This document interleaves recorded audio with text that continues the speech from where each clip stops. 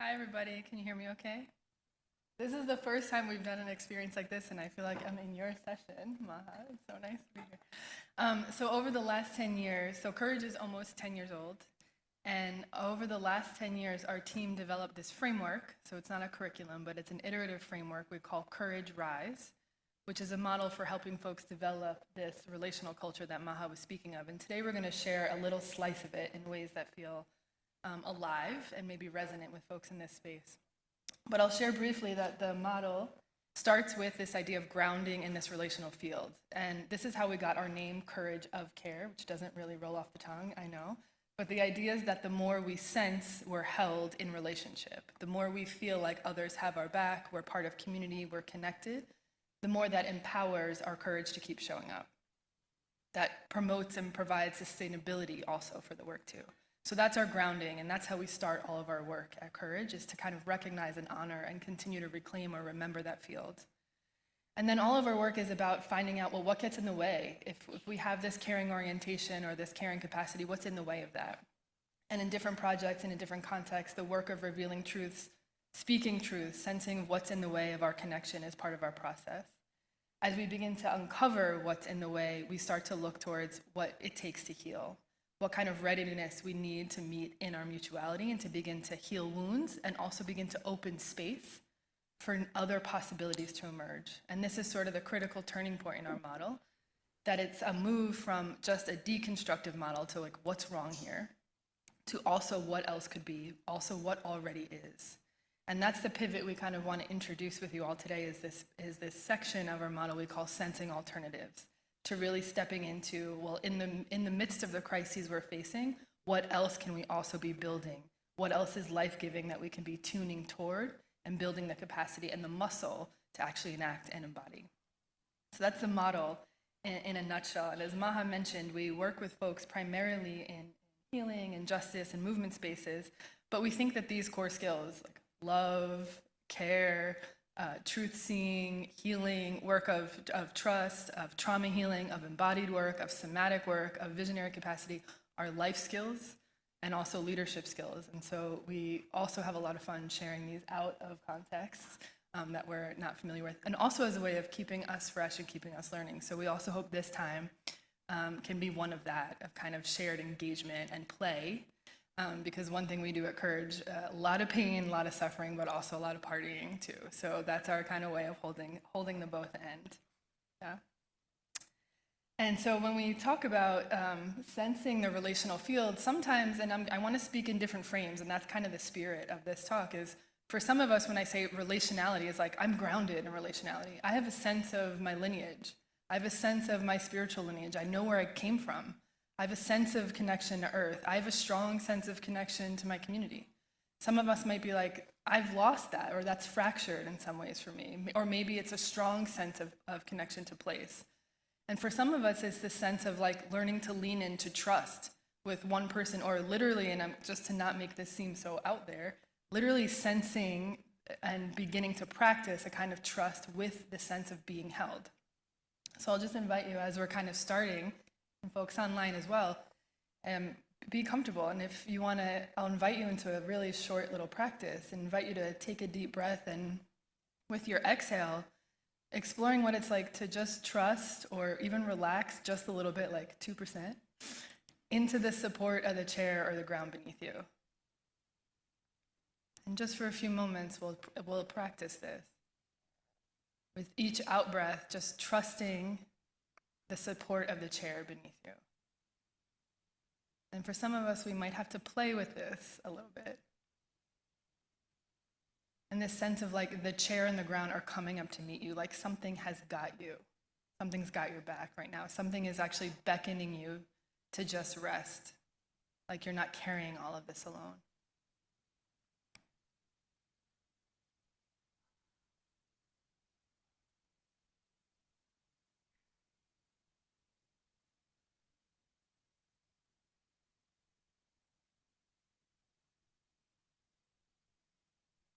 And seeing if we can allow some of this sense of allowing, maybe we just tasted it a little bit, to continue to resonate as we work our way through together. And I'll offer this quote by Sophie Strand, We forget that it's not the wings of the bird that allow for flight, but the bird plus the lifting air. Where does flight live? In the wings or the air? Or interstitially, between the two? Our bodies become pleasurable, become livable and lovable, not alone, but through material interaction.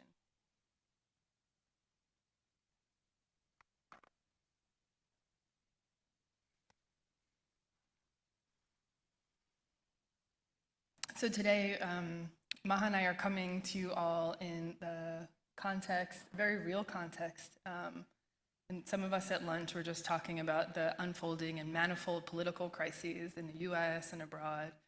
We're coming to you in the context of multiple unfolding genocides, Palestine, Sudan, Congo, ongoing violence, war, famine, natural disasters, and increasing climate crisis. I don't know if this is touching any of you or if there's something that folks are holding or noticing in space here too.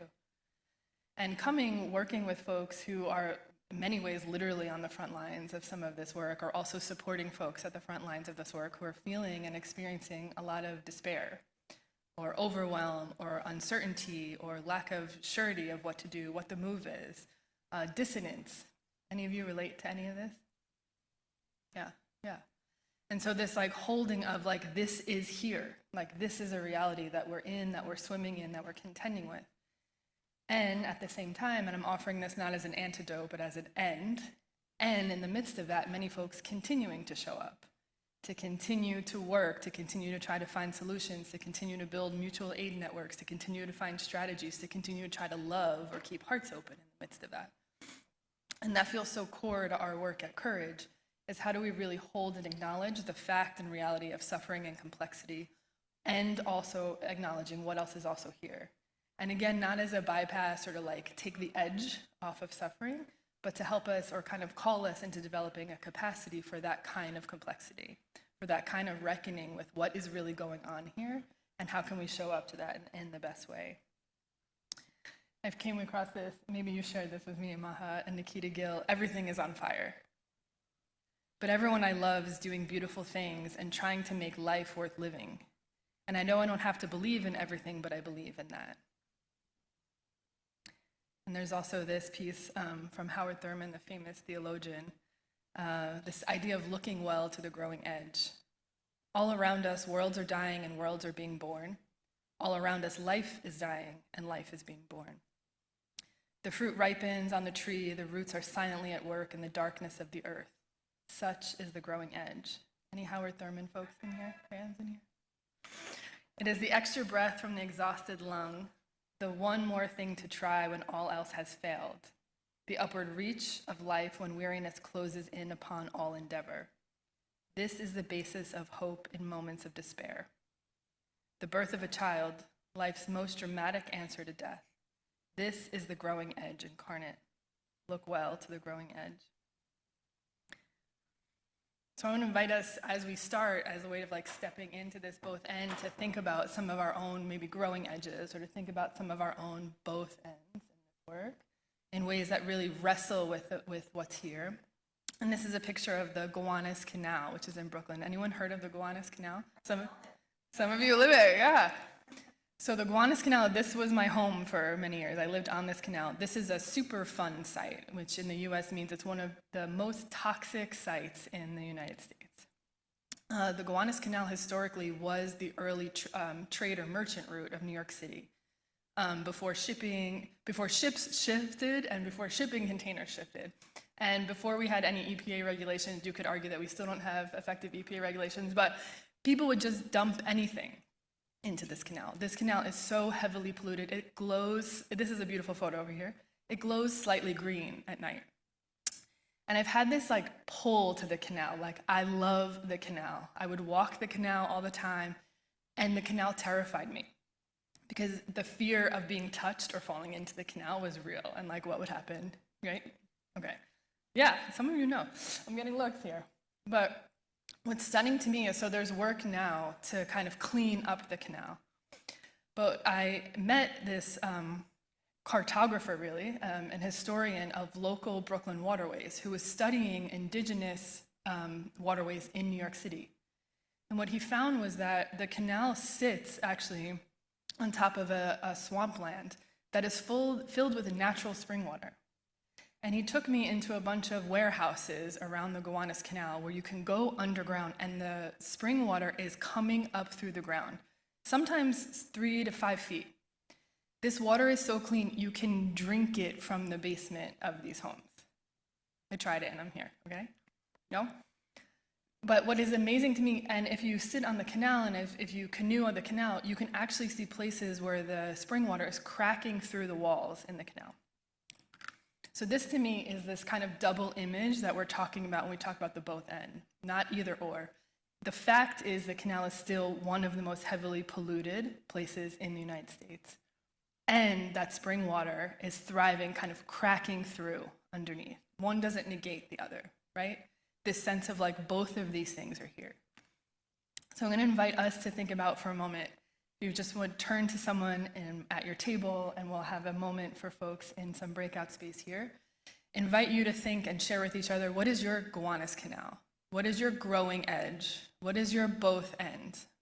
What is the way in which you're sensing like what else is also here? Yeah? Okay. I'll take just a few moments for that. So as John just pointed, frames matter. And we were all just kind of exploring the ways we might be seeing something, and that there might be another way of seeing it as well, or that something else might be there. And one thing we want to explore now is how what we think will happen shapes how we show up, and shapes what we think is possible and how we act. So there's this quote by Albert Einstein that kind of summarizes it. He said, "I think the most important question facing humanity is the universe a friendly place? This is the first and most basic question all people must answer for themselves. For if we decide that the universe is an unfriendly place, then we will use our technology, our scientific discoveries, and our natural resources to achieve safety and power by creating bigger walls to keep out the unfriendliness and bigger weapons to destroy all that which is unfriendly. And I believe that we are getting to a place where technology is powerful enough that we may either completely isolate or destroy ourselves as well in the process." Then goes on to say, "But if we decide the universe is a friendly place, then we will use our technology, our scientific discoveries, and our natural resources to create tools and models for understanding the universe, because power and safety will come through understanding its workings and its motives." So I think that's just a really beautiful encapsulation of why frames matter and how what frame we might be looking through could influence how we act and how we show up in this world. And so this might be something that we might intellectually understand. I don't know. Is that ringing bells with folks? Is this idea that the way we see things or the frame that we're looking at things can influence how we show up? It's hard for me to see folks in the room. Nods here, Maha. Nods, thank you. So we're gonna do a little bit of a practice now to see like how that actually shows up in our bodies and in our relationships as well. Okay, and so I'm going to invite us to take on a shape, and you might wonder, like, what do I mean by take on a shape? Those of you who were with us last year might remember our love of shapes. So I'm going to, just for now, as like a practice run, say a word and ask you to non-verbally express it with your body. Okay. So, and if those of you are online that would like to turn your cameras on for this, that's great. Okay, so now I can see some folks. So if I were to tell you like, it's cold outside, how would you express that with your body non-verbally? Yeah. And if I were to say it's freezing outside, how would you express that? It's freezing in here. So maybe like a bigger freezing. All right. How about if I was to say like, I'm happy. How would you express that? And I feel exuberant joy. Okay, great. So that's what we're going to play with a little bit now with frames. So the invitation will be, I'm going to share like different frames, different ways we might be seeing the world, and maybe not personally, just like in general. And I'll ask you to strike a pose after kind of sensing what that might feel like, okay? So we worked in the first session held by Paul around trust, right? And so the inquiry here is what is it like to be in the world if your frame is that of distrust in people, right? So just taking a moment to imagine that your frame, your mindset is that of distrust of others. So taking a moment to think of like, what would the world look like from that position? What would it feel like? And then when you're ready, strike a pose as to what that like non-verbally would look like. Like strike a pose of what distrust would look like. Okay. Yeah. And then if you're striking a pose, just kind of looking around at each other as well. And Brooke, what are you seeing in the room? I'm seeing some folks cowering, lots of heads down, some folks pushing others away, kind of some scowls. I don't know if that's just about us or the shape itself. Yeah. Yeah. And I'm seeing kind of similar like constriction, like hiding behind hands, some like pushing away also. So similar things online. Okay, you all can release that, shake that out. Okay. And I don't know, is there one person online who would just like to say like one word that captures what that felt like?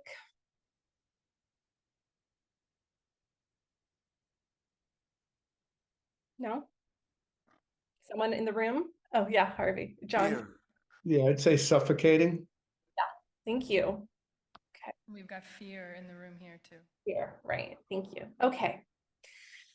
Now let's shift the frame. And what if you see the world as trusting? You could trust others. And just sense like what that feels like in the body. And when you have that sense, strike a pose. What is that like? What does that look like? What's that shape of trusting? Yeah, thank you. And then once you have that pose, take a look around at others and see what that's like. Yeah, I see some hearts and I see some like openness, expansiveness. What do you see, Brooke? Lots of openness, lots of open hands, some engagement, a few smiles, a lot of ease on the faces. Yeah. Yeah. Okay. Beautiful. You don't have to shake that off. You can stay there if you'd like. Or just hold that. Okay. So yeah, feeling the difference between the frame of distrust and trust. Yeah. Let's try another set of frames just really quickly. Now, let's say the frame is that there's not enough resources on this planet. And therefore, I need to not only hoard everything because I have this fear of scarcity, but it's also like I need to extract and exploit from everyone because there's just not enough. There's not enough. Okay. So that kind of like toxic scarcity mindset. So once you get a sense of what that's like, go ahead and strike a pose. Toxic scarcity, like there's not enough resources. I need to keep everything. And I'm also going to extract and exploit from others so that I get enough. Okay. Yeah. And I see a lot of people kind of like bringing their arms towards themselves, again, contraction. What do you see, Brooke? A lot of grasping, a lot of tightness, folks cowering, some folks holding on for dear life on these tables. Yeah. Yeah. Okay. Makes sense. Great. And then go ahead and release that when you have a chance. Okay. And just a quick question for the room. What did the world look like when you were in that frame?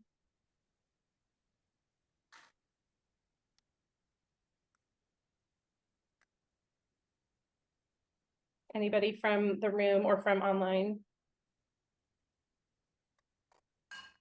Feels real, said. Feels real. Okay, so it was something that you felt resonate, like you've seen that before. Yeah, thanks. Anyone else? Unfriendly, yeah. Yeah. Unfriendly. Yeah. And what seemed like necessary or possible from that state? What did you feel like you wanted to do or needed to do? Options seem limited, yeah. Protection, protect what's yours, yeah. Hoarding, yeah. Isolating, yeah. I see in the chat also constricted, precarious, makes me worry about my kids and grandkids' future, greed, feeling of defeat. Yeah. Yeah. Okay. Thank you all. So if you haven't, please shake that off so that we can get that out of them. Okay. Now let's try on the frame of, oh, there's enough resources for us all. And enough for us to share. There's a sense of mutuality, of being reciprocal with each other. There's a sense of sharing, of equality.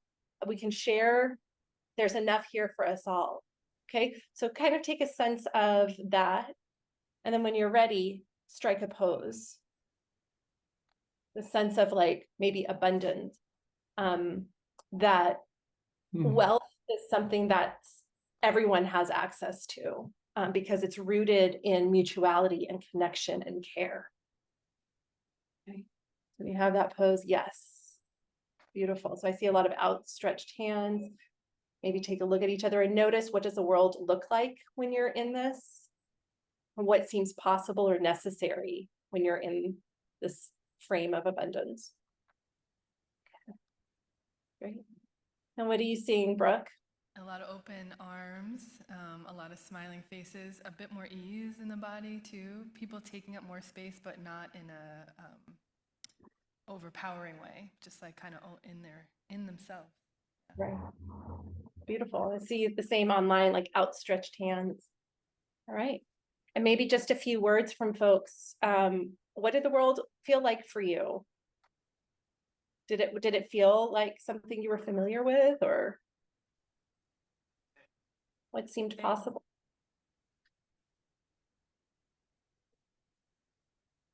What else did it feel like? Happy, comfortable, open, flow. Yeah, and I see in chat, open, light, and free, welcoming, warm, connected, bright, happy future. Okay. Great. Okay. Relief. You don't have to shake that off. You can keep that on if you want.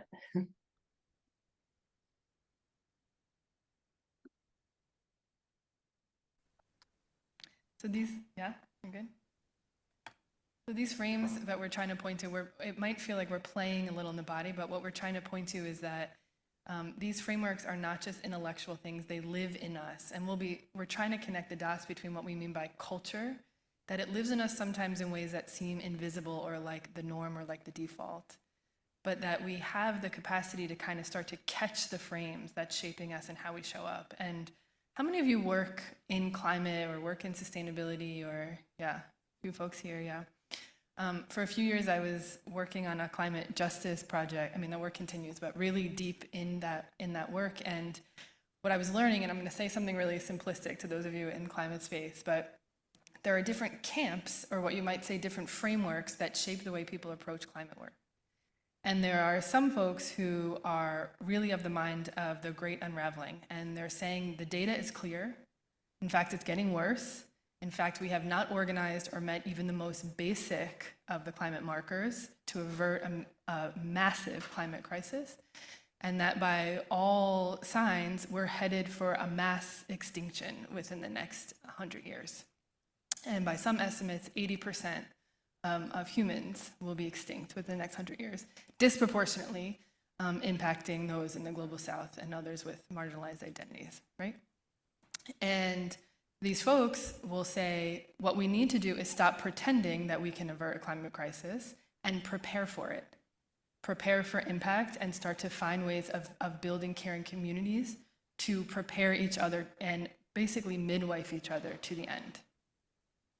And I'm just noticing bodies in this room as I share that, right? So just like, and some folks hear that and think, how could you?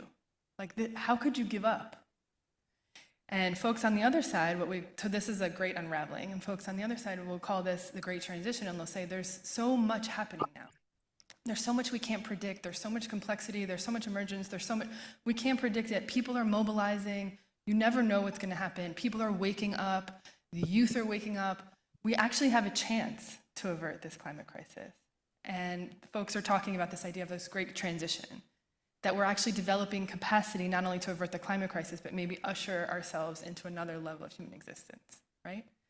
And folks on this model, like I'm representing this by like Joanna Macy and others, are saying like what we need to do is actually like really kind of harness some of these spiritual technologies and human technologies to do this, yeah? How does it feel just hearing these? How many of you resonate with this idea of the great unraveling? The first one I presented, yeah? Any of us resonate more with this great transition, or maybe are hopeful for it in some way?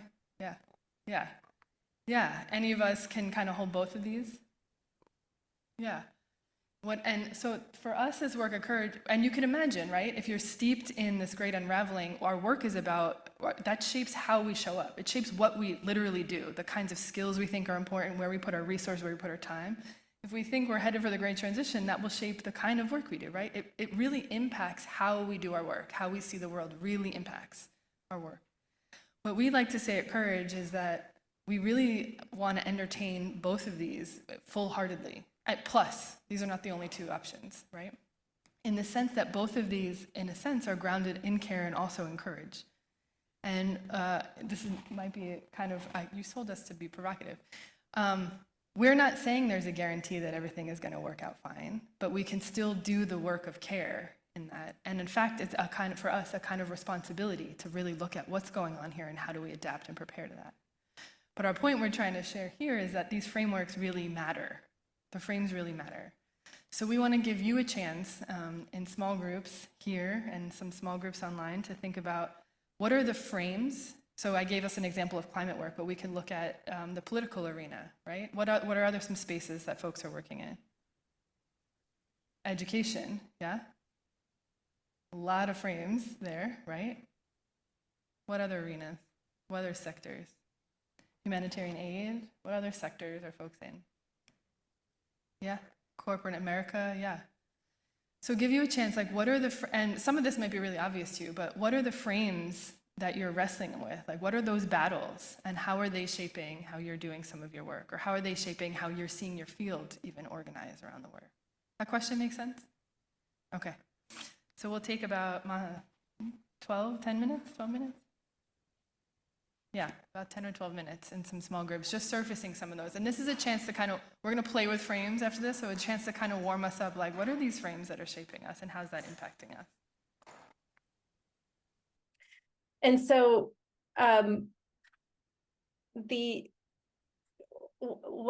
of the inquiries now that we're wanting to kind of play with is, as leaders, how do we embrace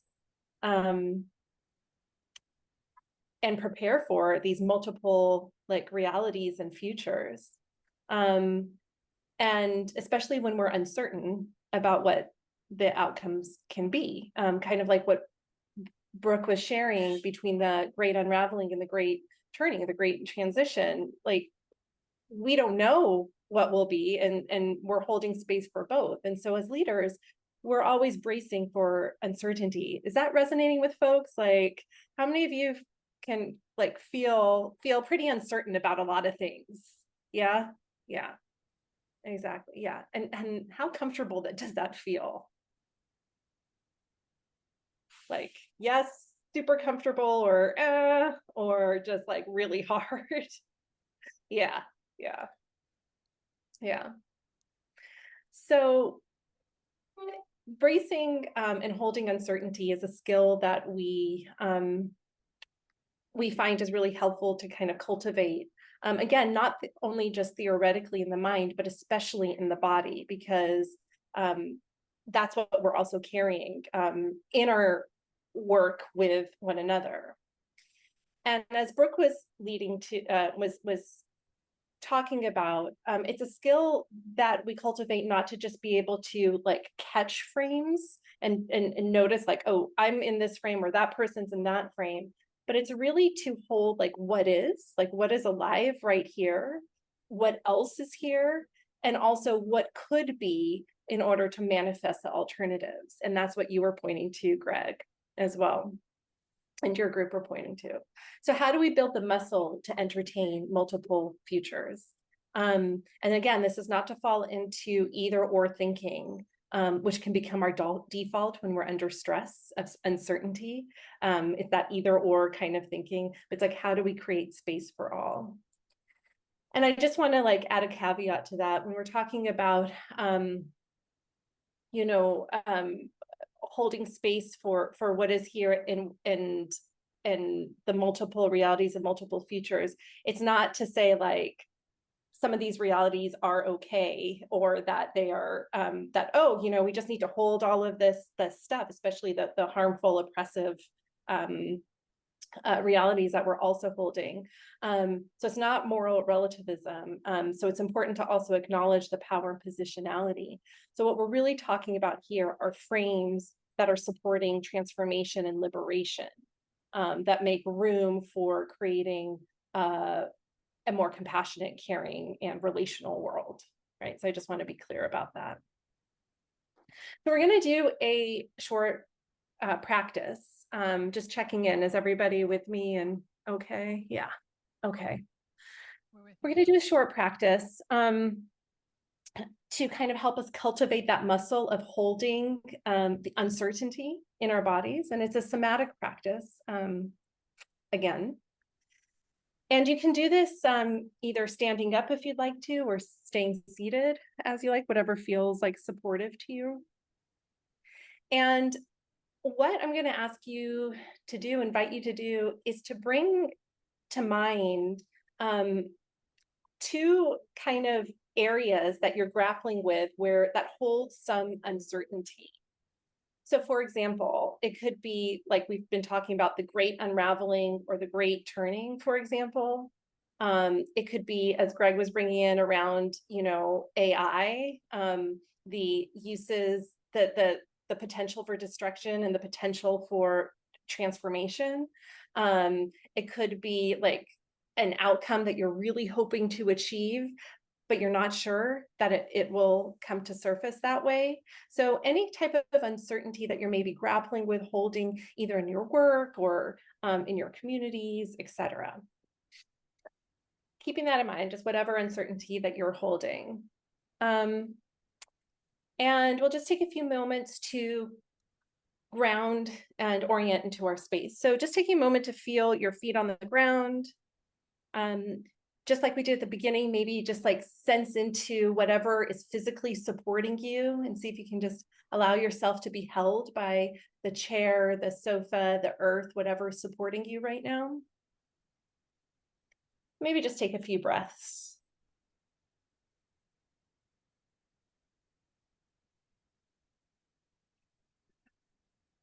And then as you're ready, an invitation to bring to mind just one of the complexities or uncertainties that you're working with, just one part of that equation. And as you bring that to mind, just notice any sensations in your body. Do you feel any contraction? Any like sensations in the body? Any thoughts or beliefs that come up? And just notice what that's like when you bring that into your awareness. And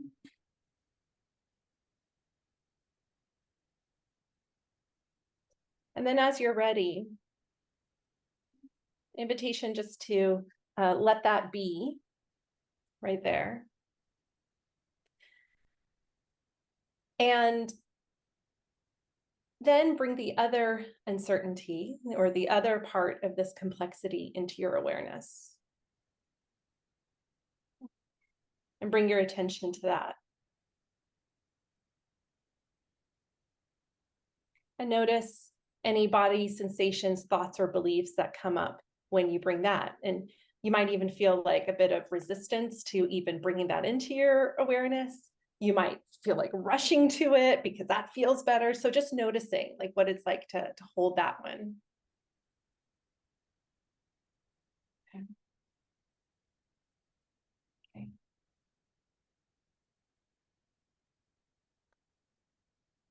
And then as you're ready, letting that be. Okay. Now the invitation is to come back to the first part of the uncertainty, touch into that again, and this time kind of externalize it. So imagine it as like a ball of something that you're actually holding in one hand. Okay. And then bring the other part of the uncertainty and hold it in the other hand. So externalizing it, like you're holding two balls, one which is representing one part of the complexity of the uncertainty, the other holding the other one. And now imagining that both of those balls light up at the same time, that you're holding both at the same time. And just notice what happens in your body when you try to hold both at the same time. Does it feel fine? Does it feel uncomfortable? Are you trying to figure it out? Are you trying to make them fit together? What is happening in the body as you do that? Do you feel any contractions or expansions? Okay. And as you're ready, go ahead and release both. And shake it out. Okay. So we're gonna, once again, just find your grounding, whether that's connecting to the earth, the seat that you're in. You might even call in your relational field, those who are here supporting you. And once again, when you're ready, calling into your attention one part of the uncertainty that you were working with. And once you get a sense of it, again, externalizing it and holding it in one hand, like a ball in one hand. Once again, connecting to the sensations of being with that part of the uncertainty.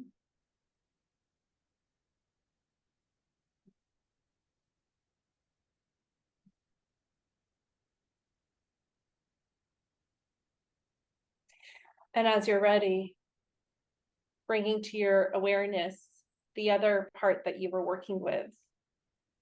And noticing the sensations as you bring that in and bringing it as a ball into your other hand.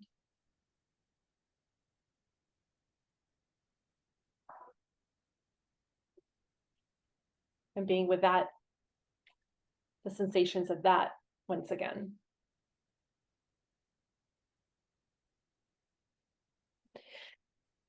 And once you have a sense of that, when you're ready, imagining that these two balls of complexity, uncertainty, etc., light up at the same time, and you are holding both at the same time.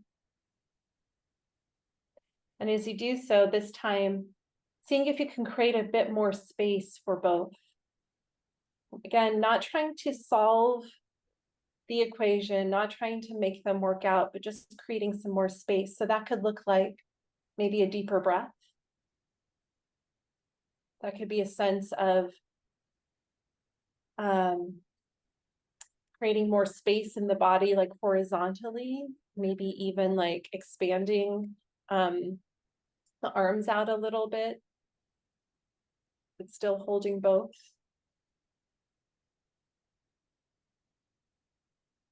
that could be just like finding 1% more space to be with the both. You might feel yourself get a little taller.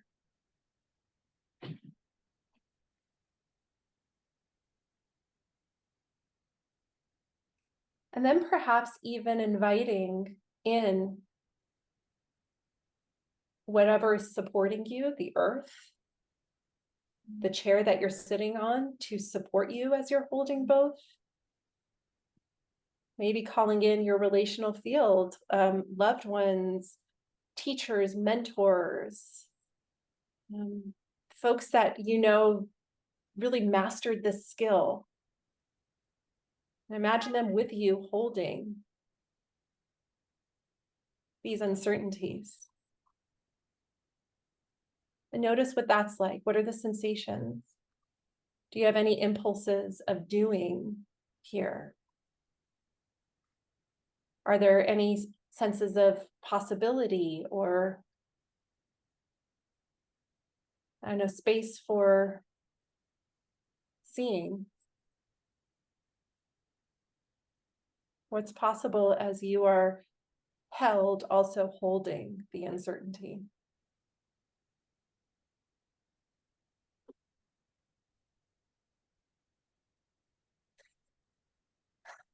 And then as you're ready, you might just think anything that you called in to help support you in holding the bow. And as you're ready, you might just gently release the both.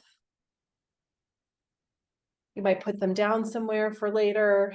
You might feel like you need to shake them out. Kind of orient us to what we're doing. We're not just like talking about frames and doing some weird bodied practices, or maybe we are for you all, but what we think we're doing here also is trying to warm us up to this idea of frameworks as an actual skill. I mean, Maha and I work mostly in justice and movement space, but also as a leadership skill. How do we start to catch the frame and really start to shift it? And what we did was we started with that caring field, or the idea of support, as literally, I'm pulling back the pedagogy, right? As a way of like resourcing us, because we can access more when we feel even a little bit more a sense of safety or connection, right? We're not just focused on what's in front of us, we have more of a sense of vast or potential for vastness. Then we played a little bit of like with what else is here, right? The Gowanus example, the growing edge, your examples of what else is also here, to try to push us to sense like, to see a little bit more. Maha led us in that uncertainty practice could also be a complexity practice, to start to try to build a skill that we could actually entertain more at the same time and not collapse into either or. So we're building a capacity to really kind of entertain multitudes, which is part of this practice. And what we're going to play with a little bit now is this idea of framework analysis actually also as a skill. And again, not just an intellectual activity, but something that actually really matters for the work that we do and how we think about the work that we do. And really, I'm excited about this because we see this as an accelerant, actually, for movement work. Like, we really can start to catch the frames and point out the frames to one another and understand how the frames are not just given, they're also shaped by power and positionality. We're playing a different game. Yeah? So like I said, I'm going to nerd out for a little bit. I'm going to ask the stupidest question in this room. Some of you know Danella Meadows. Y'all are into mindsets. Anybody here? Wow, that was not a stupid question. Look at the frame. Yeah. So Danella Meadows, like a huge systems thinker, at least in my world, talked about one of the biggest levers of change is changing the level of mindset. And this is, I mean, her work is the famous iceberg model, right? Like, so often people address a problem by looking at surface issues and behaviors, but really what we want to do is start to get at the level of mindsets. And when we're talking about mindsets, we're talking about these underlying paradigms. We're not just talking about like what I think about the weather or what my favorite color is, how I think about reality.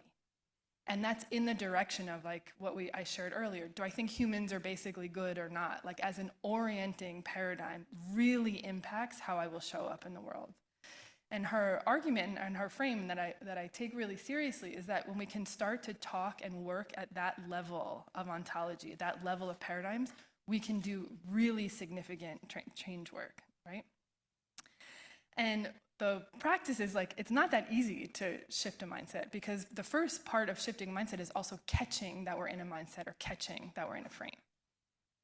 And we're all, whether we know it or not, we're shaped in multiple frames, right? And it's especially hard to catch dominant frames because they can seem like the background, or they seem like the given, or they seem like what's normal, right? So even catching the idea that culture is rooted or shaped by various frameworks is actually a huge project. It might sound obvious to a room of you like brilliant thinkers and creatives. This is a huge project of kind of like pulling back the veil and being like, what is going on here, right? And this is why we're so excited about framework analysis. And the idea even of a frame is so interesting to me. If we think of a picture frame, and some of you all are on Zoom, and this is we all Zoom. When we look into a little Zoom screen, we have a sense of a person. We have a sense of the room that they're in, right? We can make all kinds of assessments or have interesting questions about where they're calling in from, what their space is like. But we're framing a picture, right? And I think at dinner last night, someone was telling a joke about like we can have business attire on the top and like swimwear on the bottom, right? Like what else is really going on here? Frames matter, and the way we take a frame, the way we frame a picture is always perspectival. We take it for granted when we see a picture on the wall, like, oh, that's the scene that's captured here. I was in Europe with a partner years ago, and we came back and we were like, this is back when like you had actual rolls of film, and we both developed our film, and my entire set of photos was people's faces, and his was mountains. I was like, we just went on it didn't work out, obviously, but like we just went on two different trips, right? We were just framing the world in different ways. One of my favorite thinkers, Irving Goffman, who does a lot about social interaction and power and play, writes that the view that one person has of what is going on here is likely to be quite different from that of another. Different interests will generate different motivational relevancies.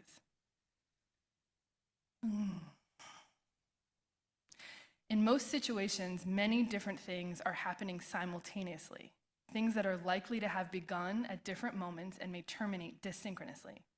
To ask the question, what is it that's really going on here, biases matters in the direction of unitary exposition and simplicity. Another way to say it, there's not one story of what's happening in this room, even just the way we're situated around this space, right? Okay, if you've seen this before, don't cheat. What did you see here? You can call it out. What? A duck? How many folks see a duck? And folks online too. How many folks see a duck? How many folks see a rabbit? How many folks see a duck and a rabbit now that you heard it? Yeah? Okay. How many see the duck and the rabbit at the same time? Wait, for real? I have to switch back a little bit and forth, yeah? Okay. So the idea is like that we can be captured by frames depending on some of our past experience. So in cultures where they celebrate Easter, right? Folks are more likely to see, what do you think, a rabbit first before they see the duck, yeah? Places where they have ducks, where do y'all have ducks? Anybody have ducks? In the water? Yeah, where do ducks Long Island. So in Long Island, folks might be more likely to see a duck first, right? So the time of the year, our cultures will shape what we see. What's interesting to me about frameworks is like we can develop a capacity, right, to see more than one thing here, right? So a kind of a cognitive capacity and a flexibility to see, oh, there's a duck, oh, there's a rabbit. Well, what else is here?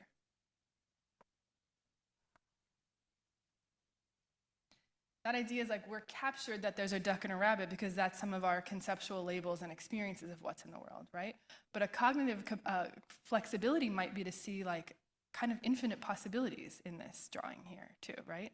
And not be caught by either or not just be caught by one or the other. Or even to develop what some people say is a kind of double exposure. Like what if we could see both at the same time, kind of in the direction of Maha's practice, and not it be it's this or it's that.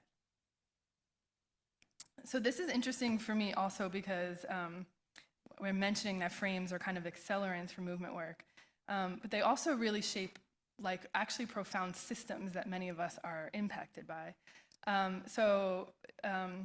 There was this, before I tell you about the Copernicus, I'm gonna go back in a second. There's this brilliant scientist, Neil Thies, whom I love, who's a contemporary, and he one day told me about the sort of foundations of biomedicine. Any doctors in the room? Medical doctors? Yeah, okay. And some of the early staining technologies for microscopes, so when they were taking tissues, like human tissues, and they were staining them, the first kind of staining material picked up the substances in the cell membranes. So when you looked under a microscope, what you saw was actually a lot of atomic-looking parts or circles or cells kind of just stuck together. And that was the view of kind of like this building block theory of cells, tissues, organs, et cetera, in the human body. And that's how a lot of modern Western biomedicine was shaped, on that idea of kind of an atomistic understanding of the human body. Several decades later, staining evolved, changed, depending on how we think about this. And the new cell staining material picked up the interstitial fluid and not the cell membrane. So it picked up like the stuff inside the cells. So the image under the microscope was no longer these little atomic building blocks.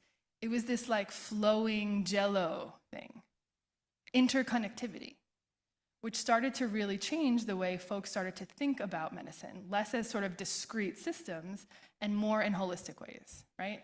So any of you have engaged with Western biomedicine?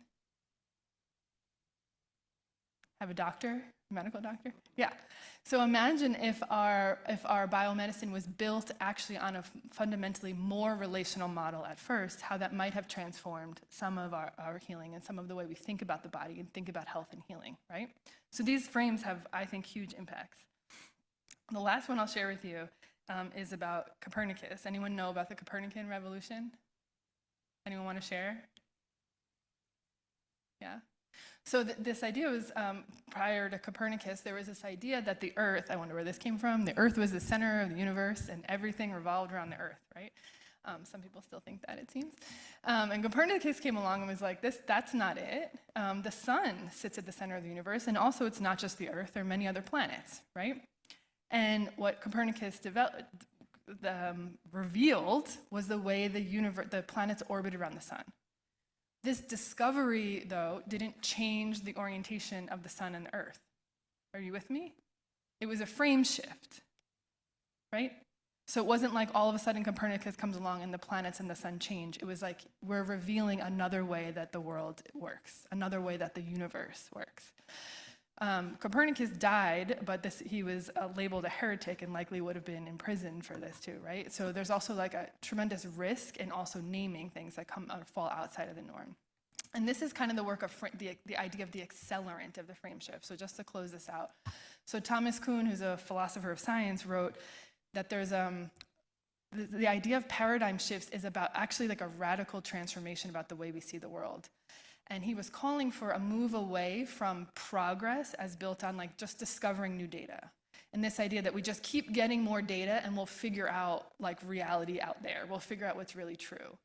And he was saying that so much transformation happens through these paradigm shifts. And this example of Copernicus or this example of the cell staining are these examples of these paradigm shifts. That there are other frames, that there are other worlds that already exist alongside, quote unquote, this world or this frame that we think we're embedded in. So some of the work of movement work, of transformation work, is not just about looking for new data, mining new data, at worst, exploiting new data and trying to figure out the new thing, but trying to start to sense or suspend the frame and sense like, what else is also possible here? What other ways of being already exist? What other ways of doing life already exist in some way? Folks connecting with this a little bit?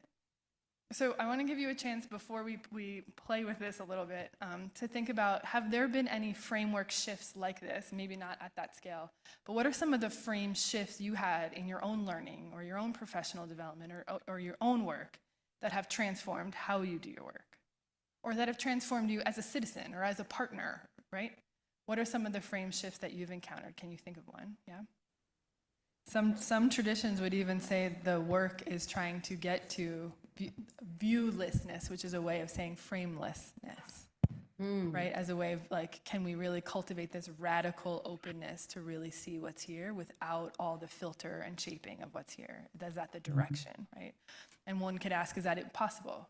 Could we be in the human body and not have a frame, right?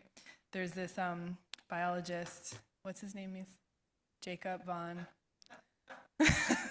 I'm sorry, I'm going to look up his last name, but he writes about this concept of Umwelt, that literally like perceive other sensory worlds, that literally the way we are physically shapes literally the colors that we see around us, the way we engage with the world, that our physical bodies actually matter. This is not the same thing, but you know, if I were asking you while I'm talking to just nod your head, yes, chances are you'd be more likely to agree with what I'm saying than if you sat here shaking your head no, right? There's also studies that if I get in the elevator with you and I pass you a hot or like a warm cup of coffee, you're more likely to remember me as friendly than if I pass you something icy and cold. So a little trick for your next meeting. No, I'm joking. This is kind of why we're also pointing to the body. Like, this is not just abstract, right? It's actually in us, right? And we're shaped, as you all know, by so many layers of what we would call the social ecology. We're shaped by our family of origin. We're shaped by where we're born. We're shaped by the time in history that we're born. Those of you into astrology and human design and Enneagram, you're shaped by the time you're born too, in really profound ways, right?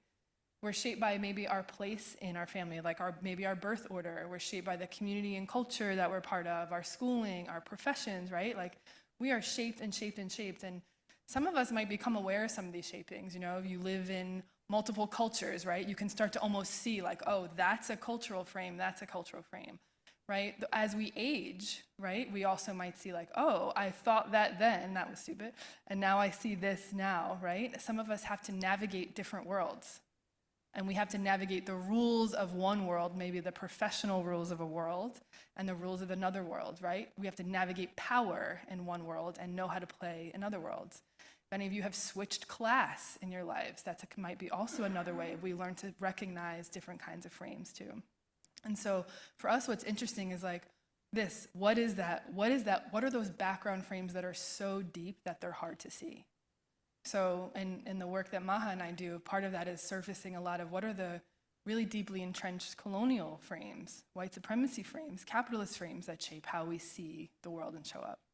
That we almost take maybe by shaping, unless we become aware of this, for granted, like patterns of extraction, patterns of exploitation, patterns of domination, that's just like how the world works because it seems given, right?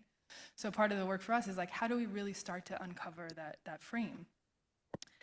And this is Grace Lee Boggs, famous American activist from Detroit, wrote, had I not been born female and Chinese American, I would not have realized from early on that fundamental changes were necessary in our society. I might have ended up teaching philosophy at a university, an observer, rather than an active participant in the humanity-stretching movements that have defined the last half of the 21st century. That there's something actually really profound about our positionality and where we're born that also offers us or can afford us a lot of insight also into this shaping. And frankly, it can be even harder for those of us with what we would call a lot of agent identities, those more centered, those with identities closer to what seems like the default or norm sometimes to catch this, right? So this is a practice for me, for sure. Fortunately, we have lots of tutors. And here are some, all these books I recommend. These are folks, this is Leanne Biatsimoke-Simpson, as we've always done, who writes beautifully about the kind of double seeing that Indigenous folks, especially in the US, have to do to kind of navigate worlds and the realities of settler colonialism. There's any science fiction fans here? Okay, yes, all right. Octavia Butler down here, who writes about the kind of capacity for visioning other worlds. Like, how do we start to dream what else could be? Arturo Escobar, the pluriverse, Gloria Anzaldúa writes a lot about borderlands, this kind of double seeing, and also the kind of consciousness we have to develop as worlds meet at the edges. And of course, Bell Hooks, who writes about the margins as a site of creativity, right? The capacity we develop from learning how to, and needing sometimes how to shift multiple worlds, right? So there's tremendous also creative capacity in being able to shift the frame, but I don't want to lose the lens of like, there's also power in being able to tell the story of the frame too, right? Last night at dinner too, we were talking about COVID. And so sometimes it's that shaping, but there are sometimes events that happen that break the frame. There's sometimes things that happen that like pull back the curtain, like the Wizard of Oz, we realize like who's been behind the curtain the whole time, right? And for many people, at least for our dinner table last night, COVID was one of those examples.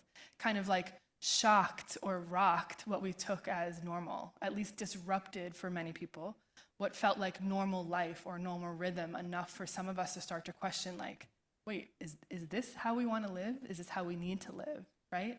And our own Daddy Roy and others talked about this time as like a portal, a potential for new worlds to emerge. And I think of this as such a beautiful example as like new opportunities, not just for the idea of a framework to be seen or revealed, but for new cultural practices to take hold that start to shift. And this is the work we're up to at Courage, is not just these ideas, like this is fun, really fun for me. I can tell it's not that fun for some of you, but I'm loving this.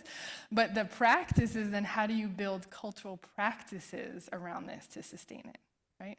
I think there's so much movement these days and I know science fiction has maybe a rep for being dystopian or strange, but I think anytime we start to, and folks have written about this, but anytime we start to imagine an alternative to what is, writers would say like we're engaging in fiction of some kind. So that's also what we mean by frame shift. So I think anything that pulls us, engaging folks in other contexts, having the conversation with your neighbor who you think is on the other end, maybe not the other end, but maybe slightly a few steps down on the political spectrum, like anything that pulls us out of our frame, I think is in the direction of this work. And we can share all these resources with you all too. But I'm not also looking for like a truth capital T here either. I think that's the direction of this work of the multiverse, is that, and I think folks in our spaces, and I'm curious what you would think about this, but I think folks even in justice world, we have to be careful thinking that they have the vision of the right way to be. That we don't know. I would say that no one person has the purchase on truth capital T. So this is like a co-creation of this idea of frameworks. But to get there, we've got to start to, we're saying, we want to uncover what are those frameworks there, and to not lose sight that they're about this power lens of like who gets to tell the frame. Why didn't we have, Lynette, but why don't we have access to all these frameworks? Why didn't we learn about those things? That's not an accident. Those kinds of questions really motivate and animate us. Yeah.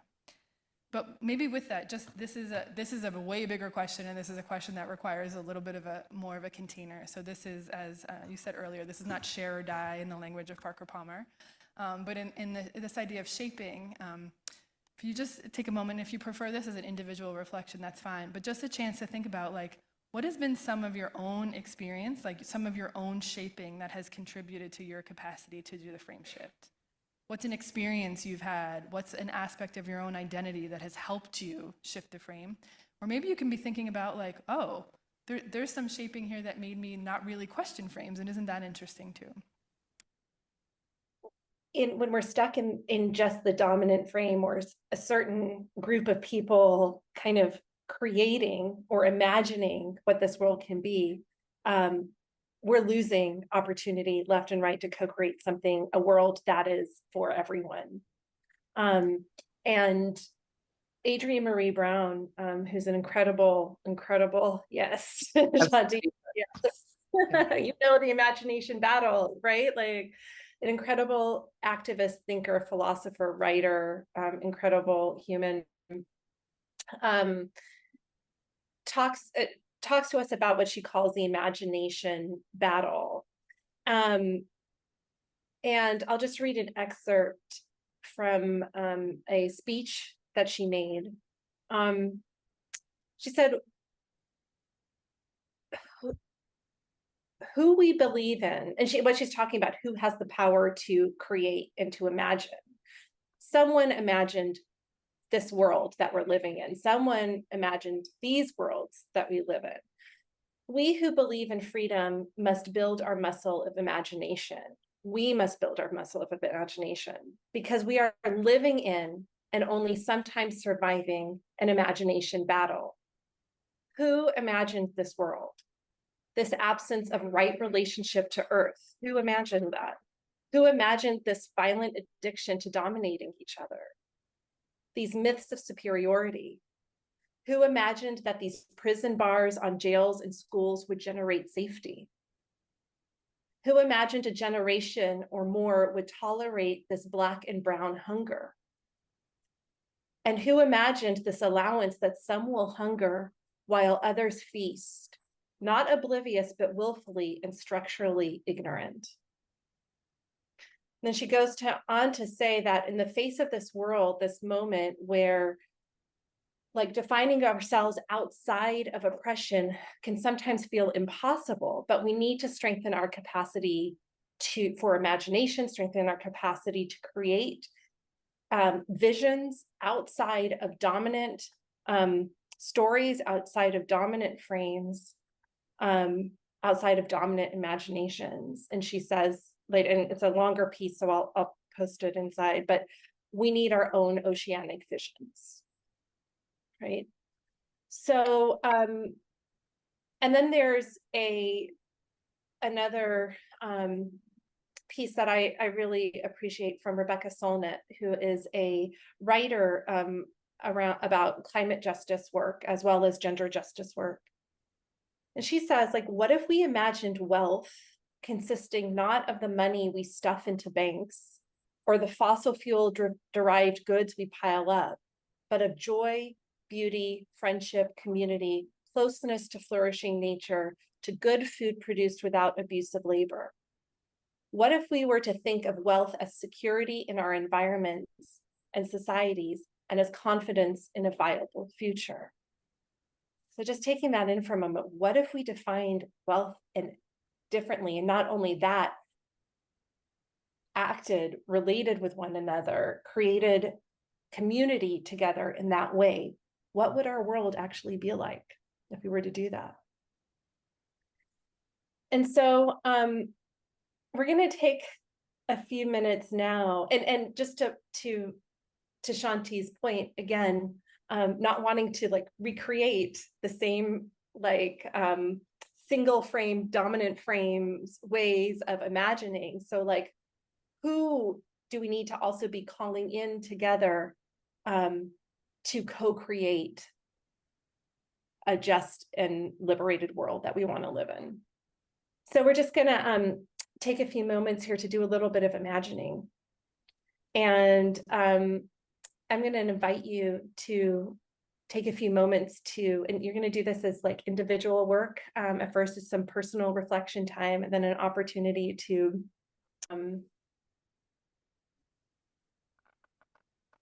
so this is from the Hopi Elders Prophecy from the year 2000. We are the ones we've been waiting for.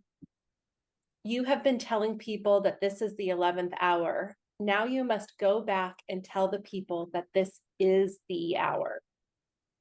And there are things to be considered. Where are you living? What are you doing? What are your relationships? Are you in right relation? Where is your water? Know your garden. It is time to speak your truth. Create your community. Be good to each other. And do not look outside yourself for your leader. Then he clasped his hands together, smiled, and said, this could be a good time. There is a river flowing now very fast. It is so great and swift that there are those who will be afraid. They will try to hold on to the shore. They will feel they are being torn apart and will suffer greatly. Know the river has its destination. The elders say we must let go of the shore, push off into the middle of the river, keep our eyes open and our heads above the water.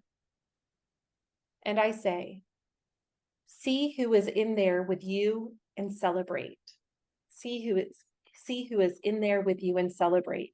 At this time in history, We are to take nothing personally, least of all ourselves.